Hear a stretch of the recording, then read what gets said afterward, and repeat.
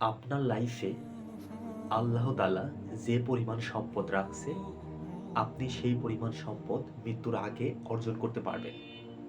100% পারবেন। কেন কথা বলতেছি? কারণ একটাই। আপনার ভাগ্যে যেটা আল্লাহ রাখছে, সেটা কিন্তু আপনাকে আল্লাহ দিবেই। আপনি যদি সেই পরিমাণ টাকা বা সম্পদ আপনি হালাল পথে অর্জন করেন, হয়তো একটু সময় লাগবে। কিন্তু মৃত্যুর আগ পর্যন্ত বা মৃত্যুর পূর্ব পর্যন্ত হলেও আপনি পাবেন। কিন্তু আপনি যদি হারাম পথে যেয়ে অর্জন করেন, খুব তাড়াতাড়ি অর্জন করতে পারবেন হয়তো। কিন্তু ওই পরিমাণ টাকাই আপনি অর্জন করতে পারবেন। এই একটা উদাহরণ দিই।